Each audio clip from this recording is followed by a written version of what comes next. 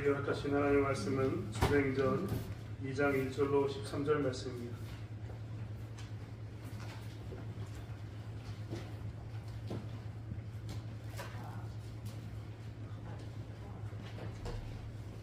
사도행전 2장 1절로 13절 말씀.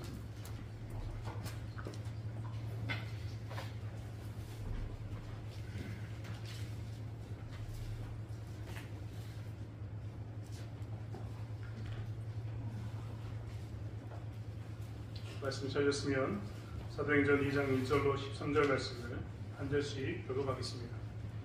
오순절 날이 이미 이름에 그들이 다 같이 한 곳에 모였더니 고려니 하늘로부터 가파고만 바람 같은 소리가 있어 그들이 앉은 집에 가득하며 마치 불의 혀처럼 갈라지는 것들이 그들에게 보여 각 사람 위에 하나씩 임하여 있더니 그들이 다 성령의 충만함을 받고 성령이 말하게 하심을 따라 하늘로들로 말하기를 시작하더라. 그때 경건한 유대인들이 전하 각국으로부터 와서 예루살렘에 머물러 있더니 이 소리가 하늘에 온 소리가 모여 각각 자기의 방언으로 제자들이 말하는 것을 쏘아요. 다 놀라 신기하게 여겨 이르되 보라 이 말하는 사람들이 다 갈릴리 사람이 아니냐. 우리가 각각 방언으로 이르는 것이 기대되냐.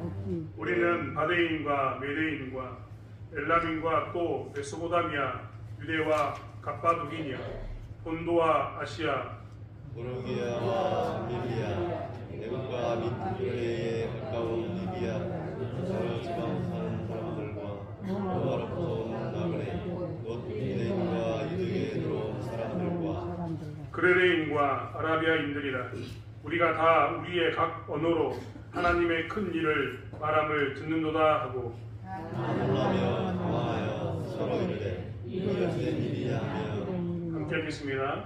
또 어떤 이들은 조롱하여 이르되 그들이 세술에 취하였다 하더라. 아멘. 반갑습니다. 인사 한번 나누실까요? 서로 반갑습니다. 앞사람 반갑습니다. 누가 잘 계셨죠? 누가 잘 계셨습니까?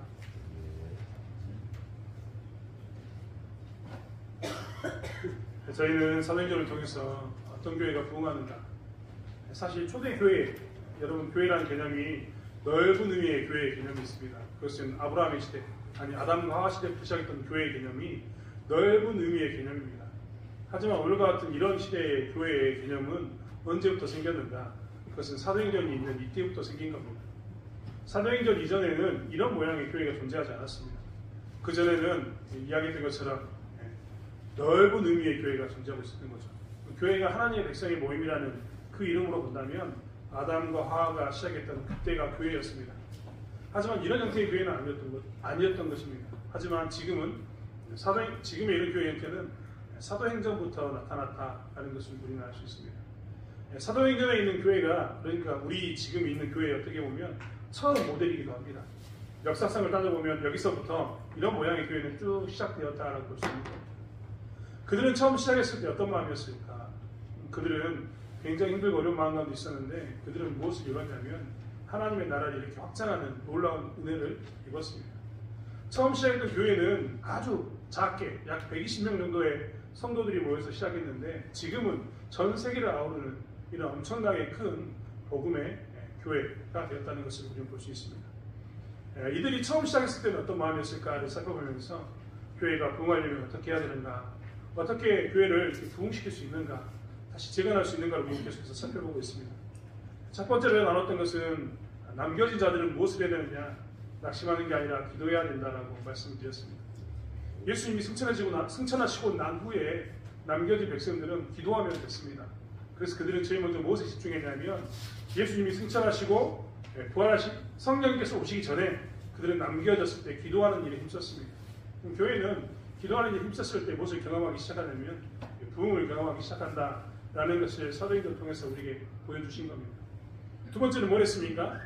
사도들을 세우는 일을 했습니다. 제 일꾼들을 세우는 일 가운데 있었다라는 것을 볼 수 있습니다. 그리고 오늘 세 번째는 우리가 잘 알고 있는 성령님께서 역사하시는 오순절의 성령 강림을 이야기하고 있습니다. 성령의 강림하고 이야기하니까 우리는 오순절에만 성령 강림한 게 아니라 구약에도 사사기나 이런 데 보면 성령께서 많이 강림하시던데요? 라고 질문할 수 있습니다. 하지만 우리가 알아야 될 게 있습니다. 구약에 나와 있는 성령과 신약의 지금 오순절의 성령 강림의 사건과는 근본적으로 다릅니다. 성령이 임한 것은 분명하지만 구약의 성령께서는 단회적으로 한번 임했다가 그 일이 끝나면 떠나버립니다. 하지만 이제 예수님께서 약속하셨던 이 오순절의 성령 강림 사건에 임하셨던 이 보혜사 성령은 똑같지만 이 성령은 우리와 영원히 함께 하십니다. 영원히 함께 하시는 그분으로 우리에게 뭐가 왔느냐? 성령께서 임하신 겁니다.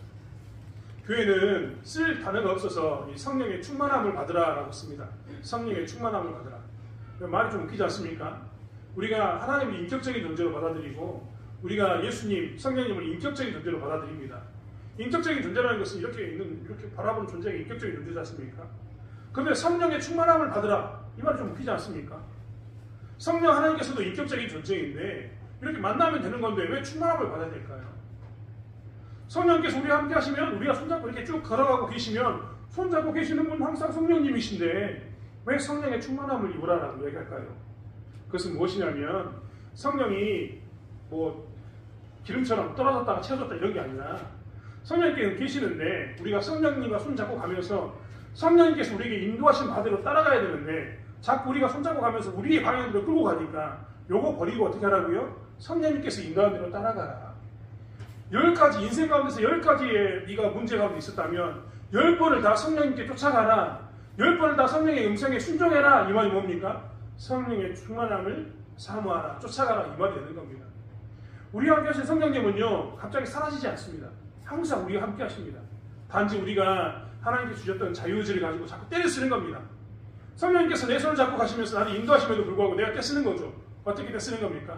하나님 보시기에는 이 길이 옳다라고 이야기하는데 좁은 길처럼 보이는 그 길이 옳다라고 이야기하는데 우리가 보기에는 아무리 봐도 좁은 길이 아닌 것처럼 보입니다. 그러니까 우리가 떼쓰는 거죠. 뭐라고 떼쓰니까? 넓은 길로 좀 갑시다. 아니 이번에는 내 말 좀 들어주세요라고 이야기하면서 내 고집대로 가는 겁니다. 이러지 말고 뭐하라고요?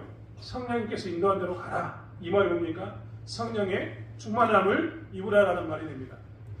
표현할 수 없으니까 단어가 없으니까 성령의 충만함을 입어라라고 이야기합니다. 모든 순간 성령의 인도하심을 따라라. 이 말이 성령의 충만함을 입어라라는 말이 됩니다.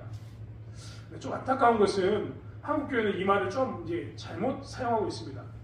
성령의 충만함을 입어라라고 이야기하거나 성령에 대해서 한국교회가 이야기하면 뭐라고 생각하냐면 성령은 마치 도구인 것처럼 생각합니다. 예를 들면 내가 성령이 내게 임했는가를 확인하기 위해서 성령의 열매인 방언을 찾습니다. 방언을 하냐 하지 않느냐 가지고 한동안 시끄러운 적이 있었습니다. 교회가.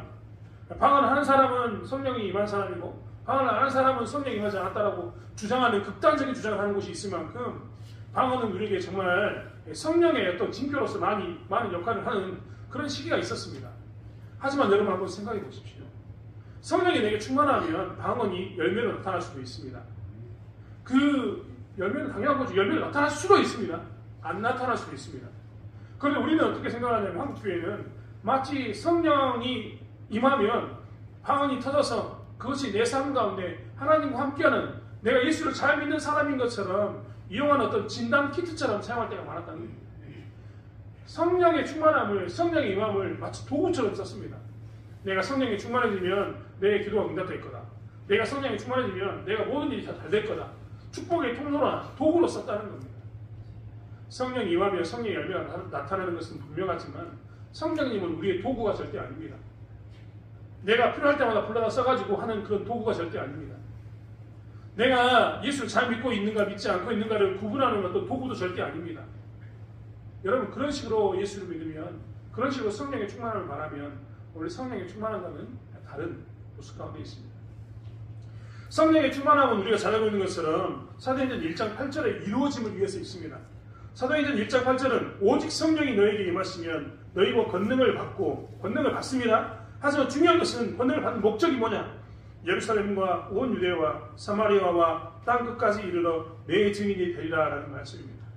즉 성령이 임하면 내가 어떻게 된다고요? 증인의 삶을 사는 겁니다. 하나님과 동행하는 삶을 살게 되는 거죠.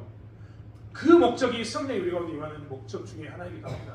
그러니까 성령과 동행하는 것은 내가 잘 살고 있다를 구분하는 어떤 도구나 수단으로 쓰는 게 아니라 내가 필요할 때마다 나에게 힘을 주십시오라고 이야기하면서 도구로 쓰는 게 아니라 내가 증인이 되기 위해서 성령의 충만함을 구하고 증인의 삶을 살기 위해서 성령의 충만한 것에 거해야 되는 것이 우리의 모습인 것을 다시 한번 보게 됩니다.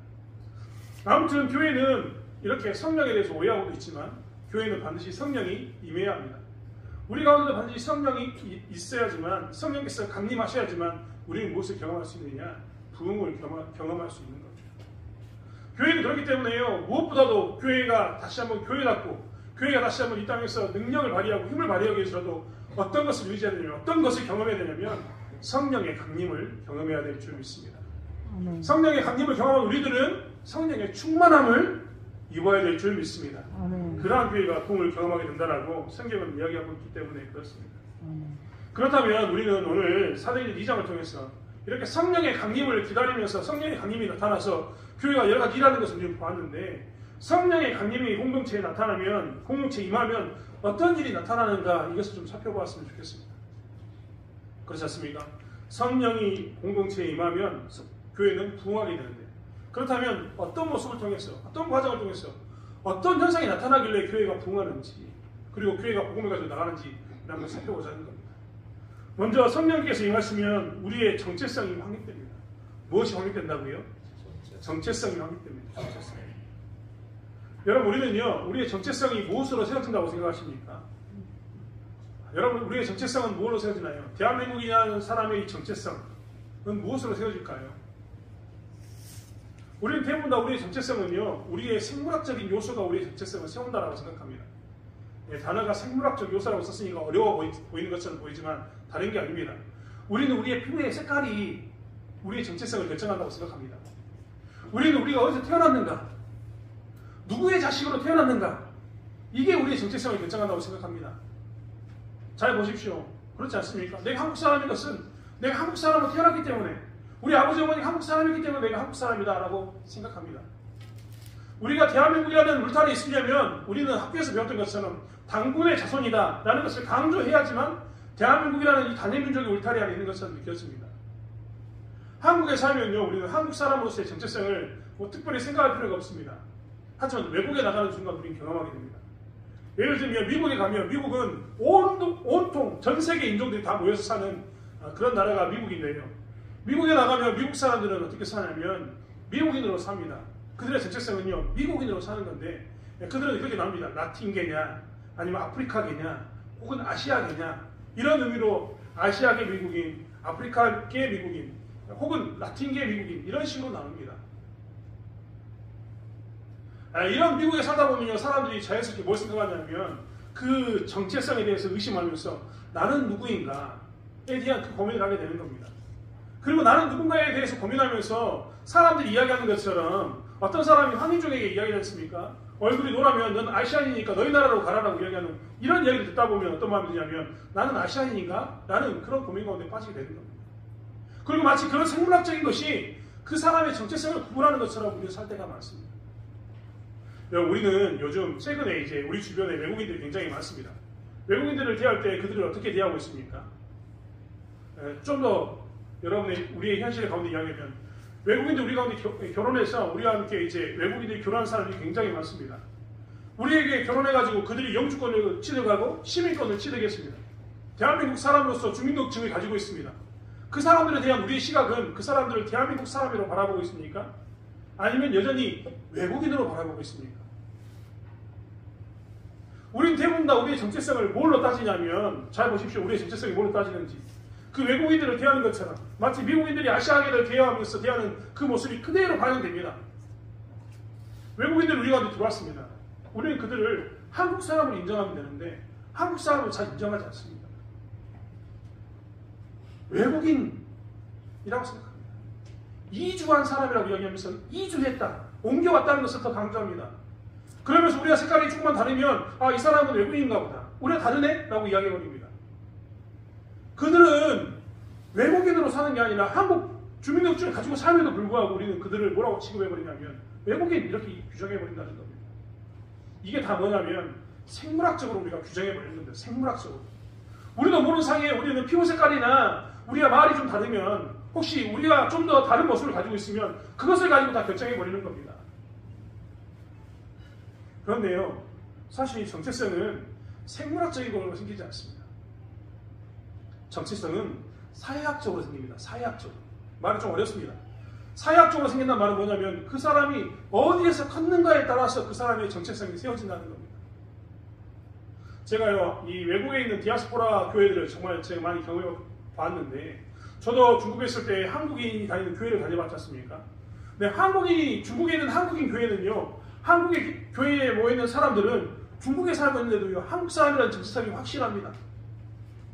재밌는 것은 미국에서 태어났던 교포들도요, 미국에서 태어난 교포들, 2세, 3세들도 자기들이 외국인 여성과 외국인 사람들과 결혼하면서도 한국 사람이라고 주장하는 사람들이 있습니다.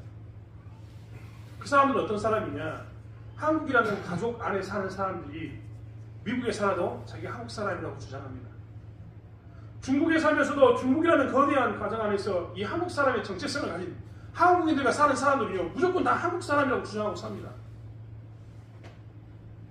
말이 좀 이해하기 어렵나요? 저희 저희 첫째와 둘째가 중국에서 태어났습니다. 중국에서 태어났는데요, 첫째와 둘째는 그렇기 때문에 출생지를 보면 중국, 길림성 뭐 이렇게 써 있습니다. 그래서 한자로 적혀져 있는데, 저희 둘째가 저기 앉아 있는데, 둘째가 유치원 다닐 때, 둘째는 중국에 살다 왔지 않습니까? 근데 유치원 다니면서 친구들과 함께 나는 어디 사람인가에 대해서 이야기한 적이 있었나 봅니다. 근데 그때 당시에 저희 양어머니 대신 중국 어머니께서 한국에 와 계시기도 하고 여러 가지 상황이 중국적인 게 굉장히 많았거든요. 심지어는 제가 중국에서 결혼하고 왔다고 이야기하면 저희 친척들도 저희 외엄마는 중국 사람이라고 물어볼 만큼 그런 시대였습니다. 아무튼 그랬는데 중요한 건 둘째가 유치원에 가서 어느 날은 한번 울고 왔습니다. 싸우고 왔다는 겁니다. 왜 싸우고 왔냐?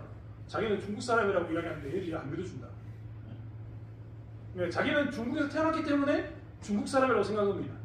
근데 우리는 어떤 마음을 가지고 있습니까? 너는 한국 사람 아버지와 한국 사회에 살고 있으니까 너는 누구라고 이야기하는 겁니까? 한국 사람이야 라고 얘기하는 거죠. 대부분 이게 뭐냐면 사회학적인 것으로 세워지는 게 정체성입니다.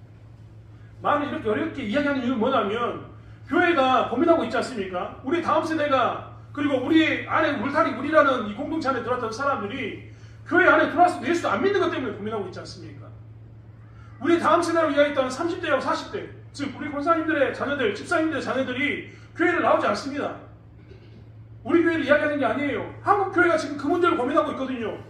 30대와 40대가 사라졌습니다. 한국 교회의 30대와 40대가 사라지면서 예수를 안 믿어요. 예수를 안 믿는 것 때문에 고민하면서 그들이 뭘 이야기하냐면 왜 30대와 40대는 예수를 믿지 않는가에 대해서 고민하고 있는 겁니다. 그 가장 큰 답으로 뭘 이야기하냐면 그들이 교회 공동체 안에서 자라야 되는데 교회 공동체 안에서 완전히 자라지 못했기 때문이라고 이야기합니다. 그럼 우리는 반문합니다. 아니 우리가 왜 우리 자식들을 교회 공동체에서 안 키웠습니까? 내가 어렸을 때부터 주일학교 보내고 어렸을 때부터 헌금 생활하라고 가르치고 훈련해가지고 이렇게 키웠는데 우리가 교회에서 세웠는데 왜 그들이 하나님을 떠났습니까? 나는 교회 공동체 안에서 키웠습니다. 그런데 그들이 떠난 겁니다라고 이야기합니다. 그런데 그 말에 대해서 오해하시면 안 됩니다. 여러분, 교회 공동체 안에서 키웠단 말이 어떤 말일까요? 우리는 성경을 통해서 알 수 있습니다. 하나님께서요, 아브라함의 하나님, 이삭의 하나님, 야곱의 하나님이라고 이야기하시면서 하나님의 백성으로서 야곱의 자손 12지파를 선택했습니다. 그리고 그들에게 뭘 주냐면 쉐마라고 이야기했던 말씀을 주면서 들으라 이스라엘아라고 이야기하면서 말씀을 가르쳐 지키라고 이야기합니다. 신명기서 6장에 보면 쉐마를 주기 전에 뭐라고 이야기하냐면 이 말씀은 너희들이 가나안 땅에 들어가면 꼭 너희 자손들에게 들려줘야 돼. 꼭 너희들 자손들은 이 말씀을 따라서 살면 안 되고 이 말씀을 가지고 살아야 되라고 이야기합니다. 그들은 정말로 가서 어린 시절에 말씀을 가르치고 말씀을 가르칩니다. 여러분, 유대인들이요 레위기의 말씀을 가르친다라고 제가 계속 이야기하지 않습니까? 그들은 말씀을 암송시킵니다. 그런데 많은 그들이 성경을 쭉 읽다 보면 어떻게 됩니까? 하나님을 떠납니다. 왜 떠났을까요? 말씀이 있었는데 왜 떠났을까요? 그들이 나중에 바알을 아세라를 섬기면서 하나님을 떠납니다. 왜 떠났을까요? 그들이 말씀을 가지고 있었는데 이 말씀의 진정한 의미를 깨닫지 못했기 때문에 그렇습니다. 이 말씀의 진정한 의미를 깨닫게 하는 게 누구라고요? 성령님이시라는 거예요. 여러분, 우리가 늘 이야기하지 않습니까? 교회에서 예수님이 나를 위해서 십자가에 못 박혀 죽으셨습니다라고 선포하고, 우리가 예수님이 나의 죄를 위해서 죽으셨기 때문에 그것을 믿는 자들은 하나님의 자녀가 되어서 우리가 이제 심판의 날, 주님이 오시는 그날 우리는 천국에 갈 수 있습니다라고 아무리 이야기해도, 이렇게 이야기를 들었음에도 불구하고 어떤 사람은 믿어지고 어떤 사람은 믿어지지 않습니다. 그 이유는 무엇 때문이라고요? 성령님의 역사 때문에 그렇습니다. 여러분, 궁금하지 않습니까? 어떤 사람은 같은 성경을 보는데 왜 이단이 됐을까요? 어떤 사람은 성경을 보는데 왜 깨닫지 못하는 걸까? 그건 다 누구 때문이라고요? 성령님께서 우리에게서 비춰주셔야지만 우리가 깨달아지는 겁니다. 그리고 알게 되는 겁니다. 교회에 다닌, 교회 그 공동체 안에서 키웠다 이 말 안에 우리가 착각하면 안 되는 게 뭐냐면, 우리 아이들이 뭘 해야 된다고요? 우리처럼 성령의 충만함을 경험하고 성령의 강림을 경험해서 뭘 해야 되냐면, 예수님이 십자가에 못 박혀 죽으신 사건이 믿어지는 사건이 우리 가운데 있어야 되는 겁니다. 그 믿어지게 하는 게 뭐라고요? 성령 강림의 대표적인 표시입니다. 성령 세례를 받았냐고 이야기하면 신비한 체험 가운데 내가 뭘 했다 이런 말이 아닙니다. 네가 정말 예수는 너의 살아계신 하나님으로, 예수가 너의 구주로 받아들여지느냐, 이게 뭐냐면 그것이 믿어지느냐에 대한 고백이 성령 세례인 겁니다. 이게 그들 가운데 임했던 겁니다. 여러분, 예수님이 살았던 시대에 제자들이 예수님에 대해서 몰랐습니까? 처음에 예수님을 따랐지만 그들이 부활하신 예수님과 40일을 같이 보냈습니다. 하지만 성령 강림이 오고 나부터 그들의 삶은 바뀌게 됩니다. 교회 공동체는 비로소 뭘 경험하게 되냐면, 성령 강림이 임하고 난 후에 비로소 신앙인으로서의 정체성이 생기는 겁니다. 교회에서도 마찬가지입니다. 여러분, 우리가 이 다음 세대를, 우리가 잃어버린 30대와 40대를, 그리고 그 다음 세대를 다시 그리스도 안에서 그리스도인답게 만들려면 할 수 있는 방법은 유일한 것 하나밖에 없습니다. 그것은 무엇이냐면, 성령의 충만한 성령의 강림 가운데 그들이 다시 한번 복음을 받아들이고 복음을 회복하는 것밖에 없습니다. 예수를 주로 고백하는 그 사건은 언제 임하게 되냐면, 성령이 강림했을 때 완전하게 임하게 되는 겁니다. 그렇기 때문에 성령 강림을 통해서 무엇을 확인하게 되냐면, 그들은 정체성이 확립되는 겁니다. 그리고 이 교회가요, 성령 강림이라는 그 정체성 안에, 이렇게 교회가 이렇게 이 울타리 안에 성령 강림한 사람들이 다 모이지 않습니까? 우리 모두가 성령 강림을 이야기하고 성령의 충만함을 경험하지 않습니까? 그러면 그 다음에 도는 사람은요, 성령 강림을 사모할 수밖에 없는 겁니다. 초대교회 120명이 성령의 강림을 경험하게 됩니다. 그래서 그 뒤에 3,000명, 5,000명, 뒤에는 이방인들이 교회 안에 들어와서 뭘 합니까? 성령 세례에 대해서 사모하게 됩니다. 그리고 그 성령의 강림을 경험했던 사람들은 다 어떻게 됩니까? 자기의 목숨을 내어놓으면서도 복음을 전하는 사람이 됩니다. 왜요? 성령의 강림 사건을 통해서 자기의 정체성이 분명해졌기 때문에 그렇습니다. 나는 예수 믿는 사람이라는 것이 좀 명확해졌기 때문에 그렇습니다. 십자가의 복음이 어떤 것인가를 명확하게 경험했기 때문에 그들은 예수를 떠날 수가 없는 겁니다. 사랑하는 성도 여러분, 우리가요, 이 교회 가운데 정말 부흥을 꿈꾼다면 성령의 강림, 성령의 충만함을 다시 회복해야 될 줄 믿습니다. 먼저는 우리들이 이것을 회복해야 됩니다. 그리고 이 공동체 안에 이 성령의 강림이, 성령의 충만함이 우리 가운데 임한 것을 보게 되면, 이 들어오는 사람들, 떠났던 사람들 다 뭘 한다고요? 이 성령의 충만함과 성령의 강림 사건 가운데서 신앙이 회복되어지고 신앙이 세워지는 겁니다. 왜요? 이것이 우리의 정체성이기 때문에 그렇습니다. 그렇기 때문에 교회가 강림하려면, 교회가 부흥하려면 반드시 성령 강림을 통해서 이 정체성의 확립이 우리 가운데 필요한 겁니다. 여러분, 저희 교회는요, 성령 강림을, 성령의 충만함을 누리는 사람들이 갈수록 넘쳐나게 일어납니다. 우리 여기 권사님들 그동안 성령의 충만함을 경험하고 예수님의 사랑 가운데 뜨겁게 살았던 분들이 계신다면 다시 한번 간구하셔야 됩니다. 하나님, 내가 성령의 충만함을 경험하기 원합니다.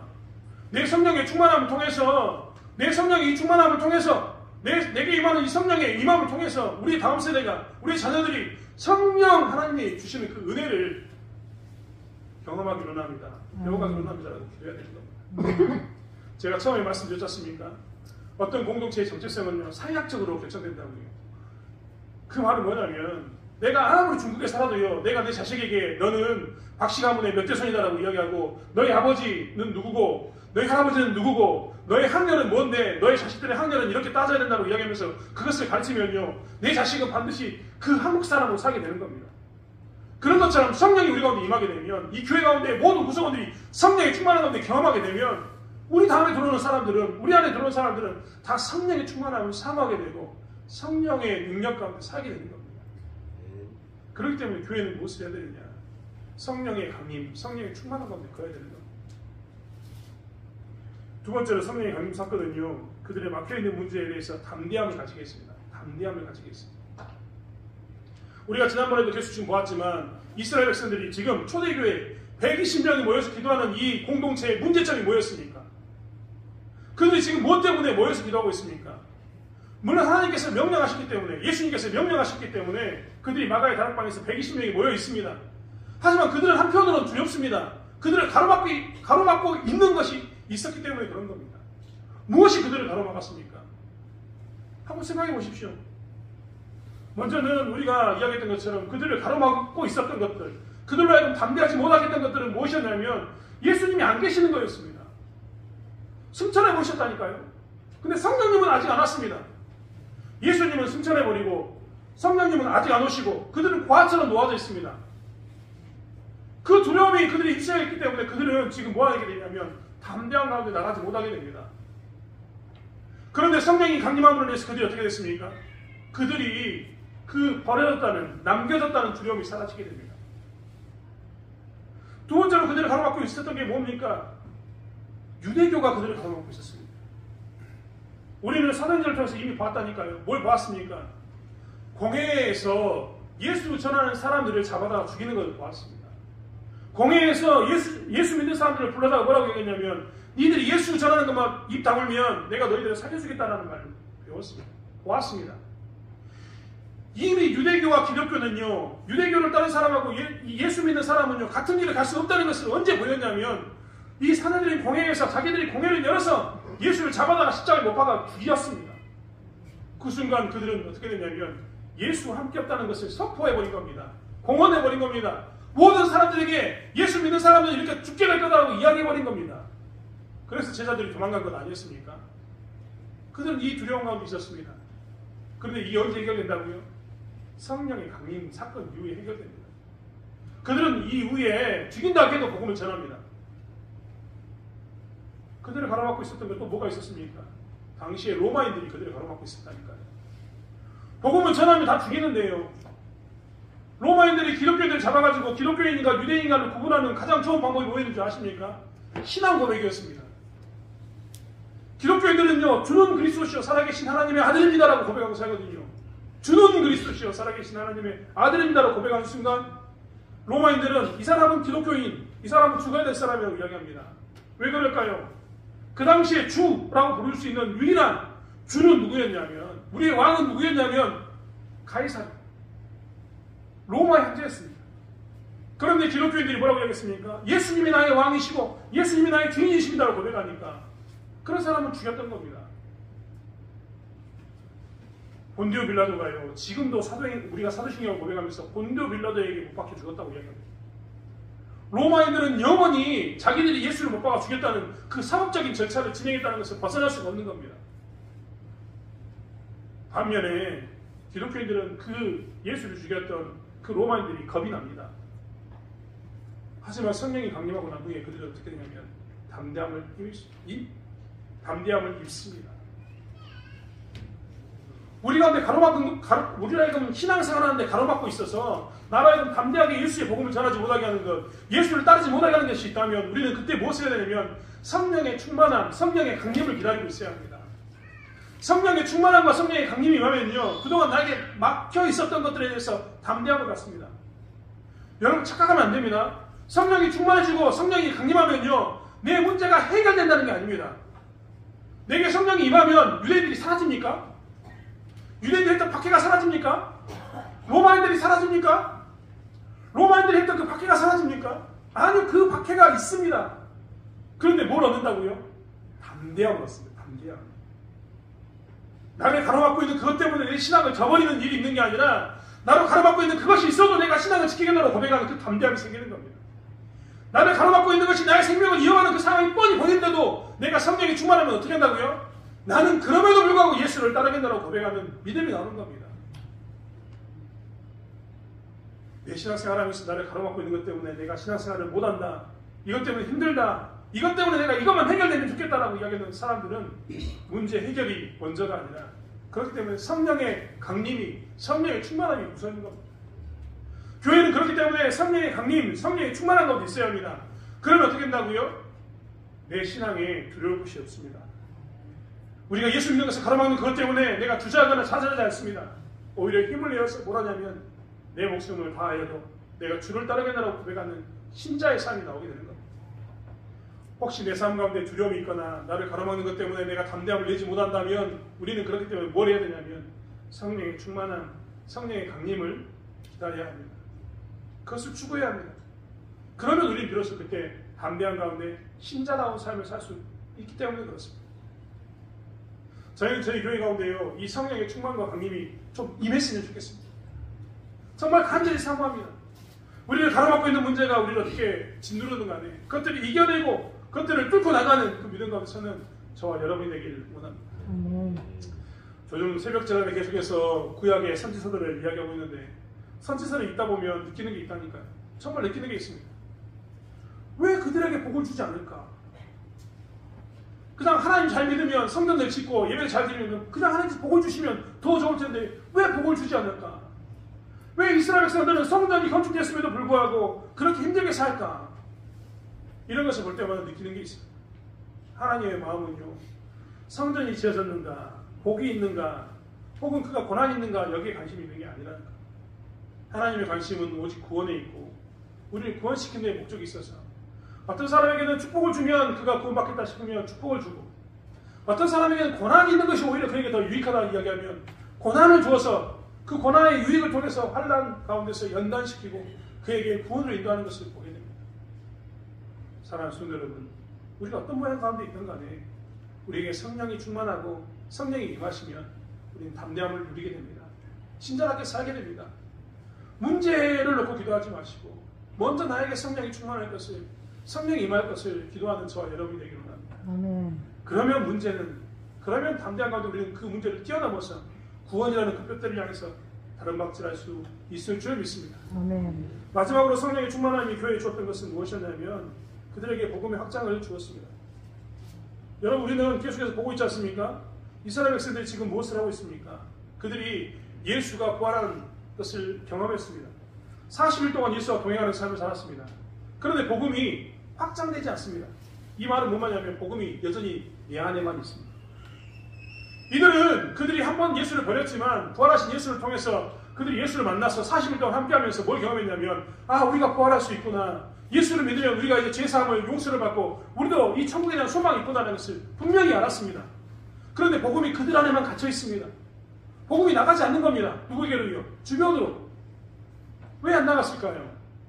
성령의 충만함이 없었기 때문인 것입니다. 그렇기 때문에 성령이 충만함이 있으면 어떻게 되느냐? 복음이 확장되는 겁니다. 복음이 내 안에 갇혀 있지 않습니다. 내 밖으로 흘러나가게 됩니다. 여러분, 혹시 내가 복음을 전하고 싶은데 복음을 전하는 게 두렵습니까? 떨립니까? 안전하셔도 됩니다. 먼저 해야 될 것은 뭐라고요? 성령의 충만함, 성령의 강림을 사모해야 합니다.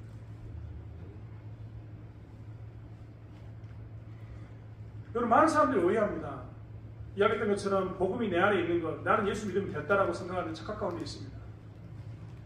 그것은 아버지의 마음을 모르면서 사는 겁니다. 우리는요, 갑자기 아이들이 변하는 모습을 많이 경험하게 됩니다. 최근에 제가 어떤 분의 감정을 들었는데 그분이 이렇게 이야기하더라고요. 이거는 그냥 자기의 집안에 관한 이야기를 했던데 그 이야기를 이렇게 하더라고요. 자기 형이 IQ가 99랍니다.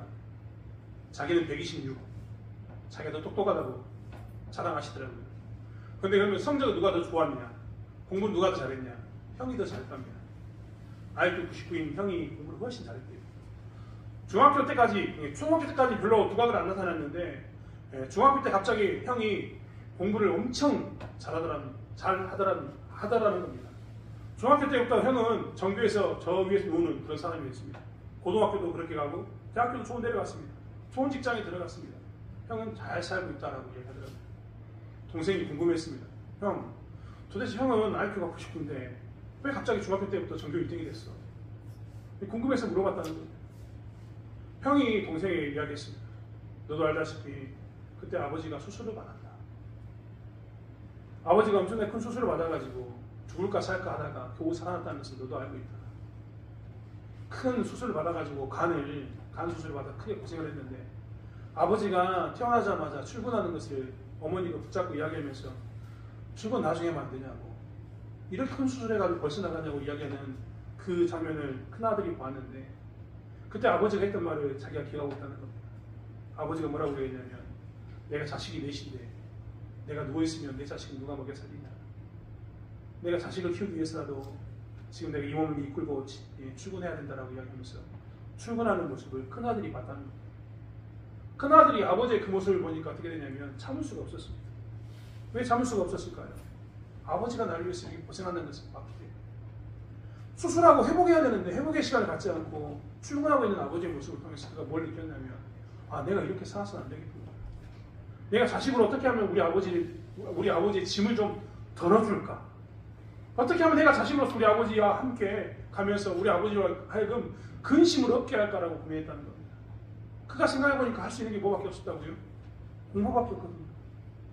내가 공부 열심히 해가지고 좋은 대학교 가고 좋은 직장 얻는 것 외에는 우리 아버지의 짐을 덜어줄 수 있는 방법이 없다라고 생각하니까 그때부터 그 큰아들이 공부했다는 겁니다. 2시, 3시 돼도 공부하고 시험기간 되면 코피 흘리면서 공부하고, 그래서 그 아들이 그렇게 아버지의 짐을 덜기 위해서 공부를 했다라고 이야기하는, 그 이야기를 했다는 겁니다. 그게 뭡니까? 아버지 일 가운데 자식이 드디어 참여하게 된 겁니다. 참여하게 된 겁니다. 언제 그 자식이 그 아버지 일에 참여하게 됐습니까? 아버지가 나를 위해서 얼마나 애쓰고 수고한가에 대해서 아버지 일을 보게 되니까 그 아버지 일 가운데 참여하게 된 겁니다. 저는 굉장히 부끄러운 고백 제가 여러분 했지 않습니까? 저희 아버지가요, 제 중학교 때 저를 맨날 데려다 부려먹었거든요. 너무 싫었습니다. 그때 제가 중학교 때 키가 지금 키입니다. 2m74였습니다. 중학교 때. 몸무게도 70kg 넘었습니다. 그러니까 중학교 때 이미 저는 어른인 거죠. 아버지 입장에서는. 저희 아버님이 2m70이니까 아버지보다 키가 더 컸습니다. 제가 중학교 2학년 때 우리 아버지가 80m에서 이겼습니다. 우리 아버지 입장에서 제가 이제 성년으로 보였던 거죠. 근데 내 정신세계는 뭐예요? 중학교 2학년, 3학년. 우리 아버지는 내 육체를 보면서 너는 어른. 그렇기 때문에 저희가 바닷가 살았는데 바닷가에 김 했는데요. 김을 나르고 짜고 공장을 돌리고 하는 일이 너무나 피곤한 일이었거든요. 근데 그때마다 아버지가 나 놀고 있으면 난 맨날 저를 부르는 겁니다. 아야 이리 와라. 이 일을 시키면 저는 속으로 제 아버지한테 차마 표현을 못하고 있잖아. 왜 또 불러? 왜 또 불러? 내 동생은 저하고 2살밖에 차이 안 나는데 놀고 있는데 나만 불러. 동생도 시키지. 맨날 이런 생각했거든요. 저는 제 아버지의 일에 대해서 참여하지 못하니까 뭐가 나왔냐면 원망과 불평이 나왔습니다. 그런데 좀 전에 이야기했던 그분은요, 중학교 1학년 때 아버지가 자기를 위한 일들을 보니까 어떻게 했다고요? 공부라는 것을 통해서 아버지 일에 참여하게 됩니다. 성령이 강림하면요, 복음이 그동안 내게 있으니까 나는 만족한다고 했던 사람들이요, 성령이 강림하면 무엇을 보냐면 아버지의 마음을 봅니다. 그리고 아버지 일을 보게 되는 겁니다. 하나님께서 자기의 독생자 예수를 보내면서까지 우리를 사랑했던 그 절대함이 이제 성령이 우리에게 임하면 보이는 겁니다. 그러면요, 그 성령이 임했던 사람은 뭘 하겠냐면 아버지 일에 참여하지 않을 수가 없는 거예요. 내게 복음이 있으니까 나는 구원받았으니까 됐어라고 이야기했던 이런 믿음 없는 고백은 싹 사라지게 됩니다. 뭘 보니까요? 아버지 일을 보니까 내 눈이 밝아져서 드디어 하나님께서 우리를 살리기 위해서 얼마나 힘쓰고 수고했는가, 얼마나 막대한 대가를 치르고 있는가를 보게 되니까 어떻게 된다고요? 그 일에 동참할 수밖에 없는 거죠. 그래서 나는 어떻게 됩니까? 복음을 내 안에만 두지 않고 뭘 하냐면 아버지께서 이 땅에 있는 사람들에게 복음을 외치면서 제발 돌아오라고 제 문제를 해결하기 위해서 자기 독생자를 줬던 그 사랑을 알라라고 이야기했던 그 마음에 내가 동참하게 되는 겁니다. 그리고 나도 뭘 하게 됩니까? 복음을 전하는 겁니다. 아버지가 자기의 독생자를 주었던 것처럼 나도 나의 생명을 다하면서 뭘 합니까? 아버지를 동참하게 되는 거죠. 언제요? 성령님께서 우리에게 임하셔서 우리가 성령님의 임하신 가운데 그리스도의 사랑을 알았을 때, 아버지의 일이 드디어 내 눈에 들어오면 나는 그것 가운데 어떻게 된다고요? 견딜 수가 없는 겁니다. 나 혼자 복음을 알았으니까 나는 괜찮다 이런 말이 나올 수가 없습니다. 하나님께서 이 땅에 있는 사람들을 위해서 어떤 빚값을, 어떤 대가를 치는지 알기 때문에 나 또한 그 일하고 동참하지 않을 수 없는 그런 삶을 살게 되는 겁니다. 복음이 드디어 어떻게 되냐면 확장되는 겁니다. 내 주변도 흘러가게 되는 겁니다. 언제요? 성령이 강림했어요. 성령이 강림해서 아버지의 일이 내 눈에 드디어 보였을 때 우리는 아버지 가운데 참여하게 됩니다. 초대교회는요, 성령이 임해서 이 세 가지 것들이 일어났습니다. 그들은 정체성이 세워졌습니다. 아, 내가 진짜 예수 믿는 사람이구나. 내가 이런 사랑을 받았구나 라는 것이 깨달아졌습니다. 그들은 그 정체성을 확립하고 난 다음에 뭐가 생겼냐면 성령이 임하니까 담대함이 생겼습니다. 그들을 가로막고 있었던 죽음의 위협이 사라진 것도 아닌데 내가 죽을지언정 이 일에 대해서 잠잠할 수 없다고 고백하면서 담대함을 가지고 나갔던 겁니다. 언제요? 성령이 임하니까. 성령이 임하니까 그들은 눈이 밝아져서 아버지의 그 일에 동참하기 시작해서 복음을 확장시킵니다. 그전에는 너무나 내 신앙이 유치해서 이기적이어서 나만 예수 믿으면 냈지라는 생각을 가지고 있었는데 내가 아버지를 보니까 성령이 임하셔서 아버지를 보니까 견딜 수가 없었어. 복음을 확장하는 이 가운데 쓰임받았다는 겁니다. 교회가 부흥하려면 성령이 임해야 되는데 성령이 임하면 이런 현상이 나타나니까 교회가 부흥하지 않을 수가 없는 겁니다. 성령이 내 가운데 임하면 내 가운데 내 정체성이 분명해지는데 내가 어떻게 참고 있겠습니까? 성령이 임하면 내 막혀있던 문제들이 문제가 더 이상 아니고 이 복음을 담대히 전해야 이 마음이 생기는데 내가 어찌 잠잠하겠습니까? 성령이 임하면 내가 아버지 일에 눈이 떼어졌는데 어찌 그에 동참하지 않겠습니까? 복음이 확장될 수밖에 없는 거죠. 그래서 교회는 부흥하게 되는 겁니다. 사실 이러한 성령의 강림이 성령의 충만한 우리 가운데 있었으면 있기를 사모합니다. 정말 우리 대창교회에 임했으면 좋겠습니다. 그래서 우리가 성령의 강림, 성령의 충만한 가운데 있어서 이 다음 세대 정말 이 아이들이 우리 교회 안에서 자연스럽게 성령의 강림을 경험하고 성령의 강림 가운데 하나님의 백성에서 자연스럽게 알아가는 그런 일이 있었으면 좋겠습니다. 지금 보면 이것들이 언제 바뀌어갖고 예수 믿는 사람 역할하고 얘기하지만요, 우리가 성령의 충만한 가운데 있으면 이것들이 금방 예수 믿는 사람 됩니다. 그리고 떠나서도 나중에 이야기할 겁니다. 나는 어렸을 때 예수 믿는 사람이었어. 나는 교회 다니는 사람이었고 예수의 복음에 들었던 사람이었어라고 이야기하게 될 겁니다. 여러분, 다시 한번 우리가 성령 강림을 기다리고 성령의 충만함을 바라보는 삶을 사는 저와 여러분이 되기를 원합니다. 아멘. 다시 한번 그래서 교회의 부흥을 맛보는 저와 여러분이 되기를 원합니다. 교회의 부흥을 위해서라도 하나님의 일에 동참하기 위해서라도 우리 가운데 성령의 충만함을 달라고 기도하는 저와 여러분이 되기를 원합니다. 기도하겠습니다. 하나님, 성령 강림이 공동체에 나타나야 되는 것을 보게 됩니다. 성령 강림이 공동체에 나타남으로 인해서 교회는 더 이상 흔들리지 않는 정체성이 확립되었습니다. 문제가 있어도 문제 때문에 그동안 좌절하고 문제 때문에 주저주저 했는데 그 문제에 대해서 담대함을 가지고 넘어갔습니다. 그리고 하나님 일에 대해서 동참하지 않을 수 없다라고 이야기하면서 교회는 복음의 확장을 위해서 아버지 일에 동참했던 것을 보게 됩니다. 하나님, 우리의 대창교회 가운데 이 일이 나타나기 원합니다. 우리의 성령의 충만함 가운데 거하는 삶을 통해서 우리 주변의 사람들이, 우리 다음 세대가 성령의 충만함을 경험하는 세대로 자라나고 성령의 충만함을 경험하기 원합니다. 하나님, 우리의 30대, 40대가 다시 우리의 성령의 충만함을 통해서 예수를 바라보는 그러한 시간이 될 수 있도록 붙잡아주시기 원합니다.